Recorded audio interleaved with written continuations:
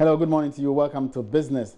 Ghana and Egypt have signed a bilateral agreement which will see to the development of the human resource base of each other's aviation industries. Egypt's national carrier, Egypt Air, currently has 79 aircraft flying 79 destinations in 53 countries, making it one of the prominent players in Africa's aviation industry. Speaking at the sidelines of the ongoing Africa Airshow, the Minister for Aviation, Cecilia Dapa, said a delegation will soon be visiting Egypt to further the agreement. The bilateral agreement was entered into at the first Aerospace and Aviation Exhibition and Conference dubbed the African Airshow. According to the Minister for Aviation, Cecilia Dapa, the agreement will offer a lot of opportunities for the local aviation industry. The first day we had bilateral talks with the Egyptian aviation minister, and a lot of goodies are going to roll out of that collaboration. They are going to partner us in training. They have a good school for training pilots and crew. They are also good in, they have simulators for pilots, so they are very well equipped to help us. And apart from that, they have other affiliate businesses that we discussed, like executive jet business, like helicopter business. I call it air taxi. So we are on course, yes. Very soon a delegation will go there to view. And the most interesting thing they said was they have managed to build smaller airports with indigenous material. That one I would personally want to have a look. That cuts down the cost of building airports by maybe, if I'm not exaggerating, about 60%. And this is what we need to open up Ghana. Well, the African Airshow was officially opened today by His Excellency, the President of the Republic of Ghana. In his opening speech, he expressed immense appreciation for all patrons and exhibitors of this airfair. Now, this airfair was not just held to put Ghana at the forefront of aviation in Africa, but also to open up investment opportunities to ensure the continuous growth of air travel in Ghana and Africa as a whole. This has yielded some good results, as we saw the Minister for Transport for Niger pay a courtesy visit to the Aviation Minister, Honorable Cecilia Dapa, at this particular air show.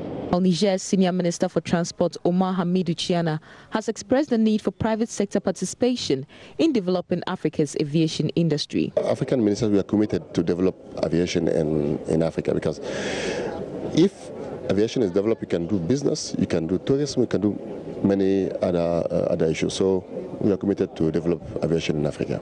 First of all, I think we need private sector to get interested in aviation. As you know, aviation uses too much resources, and we need private sector resources. Public resources is not sufficient to develop aviation in Africa. As you see in UA countries, Europe, most of them are developed by private sector. So we need the commitment of African private sector to get involved in the development of African aviation.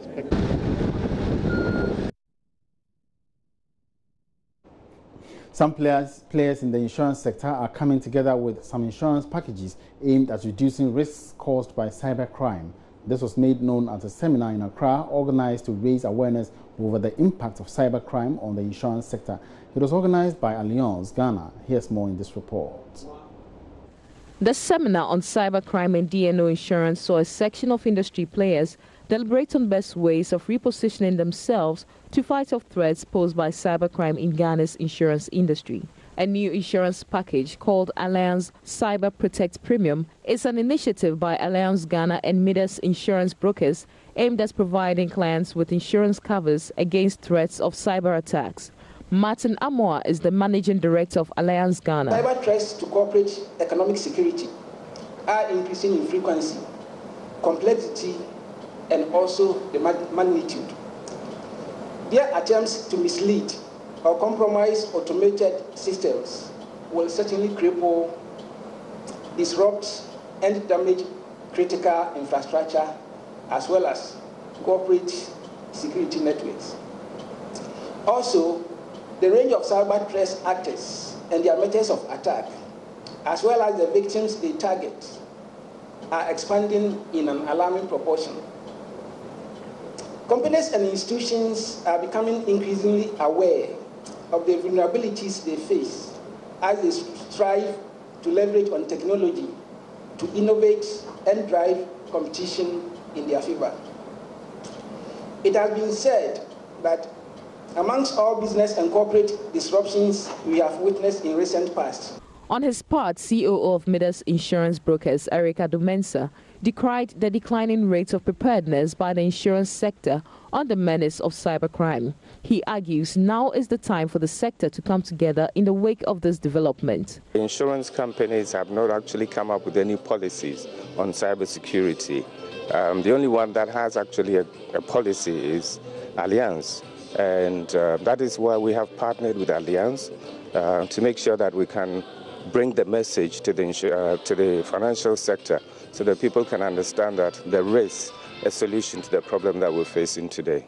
The conference has seen insurance players expressing commitment to liaise with government on ways of coming up with a special national insurance package on cybercrime.